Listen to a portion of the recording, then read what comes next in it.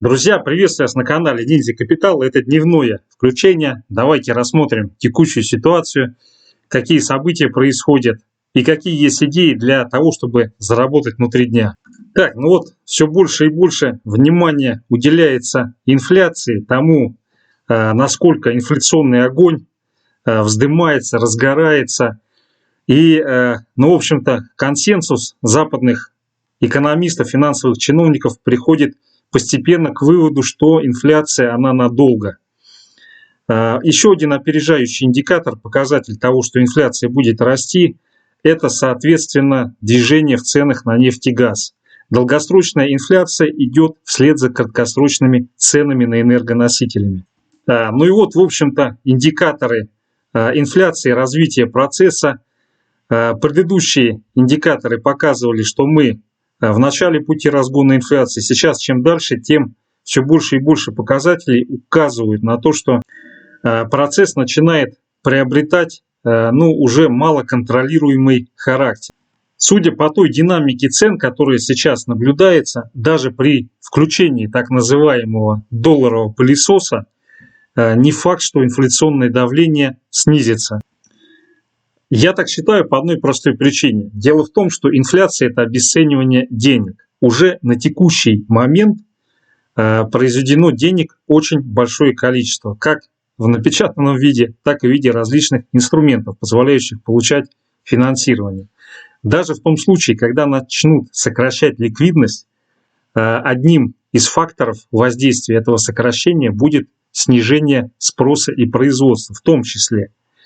Я надеюсь, это не будет носить катастрофический характер, но дело в том, что сокращение потребления и сокращение производства товаров, услуг, оно должно, в зависимости от того, насколько оно будет пропорционально сокращенной или забранной с рынка денежной массы. Потому что может получиться такая ситуация, что при включении так называемого долларового пылесоса и забора ликвидности может возникнуть эффект, когда инфляция начнет расти быстрее, чем, соответственно, забирают денежную массу. Такой эффект тоже возможен.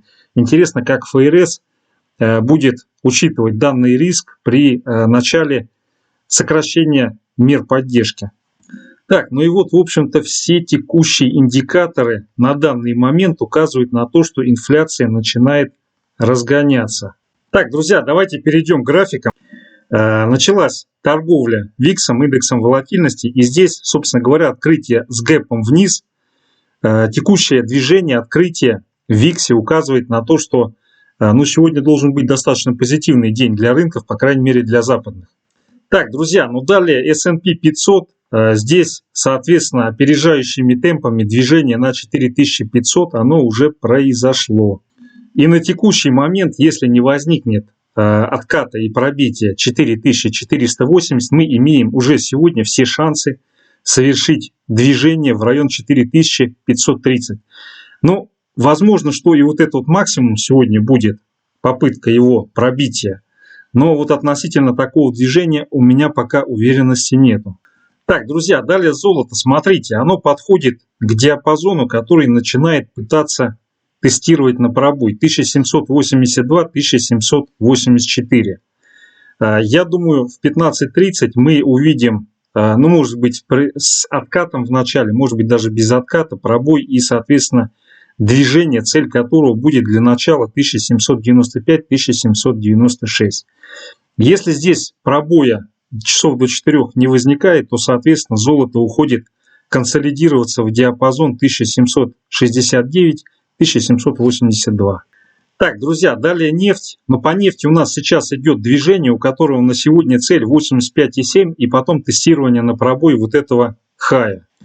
И, соответственно, критерий отмены этого движения – коррекционный откат с пробитием 84,3. Так, друзья, далее рубль-доллар. Движение наверх не пошло, и, соответственно, здесь если еще пару часов будет проторговочка под значением 70,9, весьма вероятно, сегодня-завтра отсюда разовьется укрепление рубля, у которого первая цель будет 70,5. Вообще, в идеале у него цель находится в районе 70,05, здесь. Но посмотрим, может случиться так, что отсюда пойдет затягивание наверх. Почему я так считаю? Потому что кредитно-дефолтные свопы на Россию, они выросли в конце августа, и до сих пор они ни капли не откатились. Так, друзья, далее давайте посмотрим платину, потому что эта неделя, она должна была быть платиновой. Ну, вот откат, который здесь пошел, это часовой таймфрейм, на самом деле ничего страшного нет. У платины есть на текущий момент железный уровень, это 1040, но даже на сегодняшний день это диапазон 1040-1044. Соответственно, если сегодня-завтра пробоя этого диапазона не будет, то вот эта разворотная формация, она не срабатывает и приведет к тому, что на этой неделе мы пойдем тестировать и пробивать 1065. Так, друзья, далее серебро, смотрите, 23,8 мы на сегодня уже сделали. Вопрос в том, пойдет ли это движение сегодня дальше, или в результате отката, который вполне может возникнуть, не произойдет ли пробоя 23,5-23,47. Если пробоя этого диапазона не будет, даже если случится откат, у нас по серебру планов громадье наверх на этой неделе, соответственно, потестить и, возможно, пробить 24,87, вот это значение. Ну и, соответственно, на сегодняшний день удержание вот этого диапазона в случае отката вполне возможно по серебру разовьется еще дальше движение, у которого цель будет 24,2. Так, друзья, далее палладий 4-часовой таймфрейм. По палладию цель движения, вот эта оранжевая линия 2137-2140. На текущий момент, если отката и пробоя 2040-2050 не возникает, то сегодня-завтра будет тестирование, пробой и закрепление на этом значении. Так, друзья, далее Норильский никель. Ну, смотрите, он здесь консолидировался, удержался, и, соответственно, отсюда у нас пошло движение наверх. На этой неделе, я думаю, его вот куда-то сюда, в район 24,5, высока вероятность того, что его сюда отведут. Но здесь на самом деле корреляция прямая. Если палладий чувствует себя хорошо, то, соответственно, и гамак будут тянуть наверх с очень высокой степенью вероятности. Не всегда, но вот в данном случае, я думаю, это очень существенную роль будет играть. Вот. Тем более сейчас временное затишье в Сбербанке и Газпроме. Самое время заняться вторым арьергардным полком и затащить куда-нибудь ГМК наверх. Так, друзья, ну я смотрю, в Росгидре пошел движняк. Сегодня потестили уровень, который уже давно-давно она никак не могла взять. Соответственно, у нас, я так думаю, на сегодня задача будет закрепиться выше уровня 84,5. Вот то, что пошло здесь такое движение, я думаю, на этой неделе будет с высокой степенью вероятности закрыт вот этот гэп. И, соответственно, движение в район 88 копеек. 88 копеек и дальнейшее пробитие и закрепление над ними открывает дорогу на 93-94 и потом, по-моему, там 110 или 112 у нее цель. Здесь как бы все, накопление произошло, ее начали разгонять. Соответственно, критерий того, что это движение состоится, отсутствие коррекционного отката с пробитием 83,5-83,3 вот этого диапазона. Так, друзья, далее Яндекс. Ну, по Яндексу здесь ситуация следующая. Яндекс сейчас пытается развернуться и, соответственно, освоить вот это значение 5700, на котором он ранее и был. Такое движение может произойти, но с моей точки зрения сейчас такие бумаги, как Норильский никель и Русгидро, они более интересны в данный момент времени.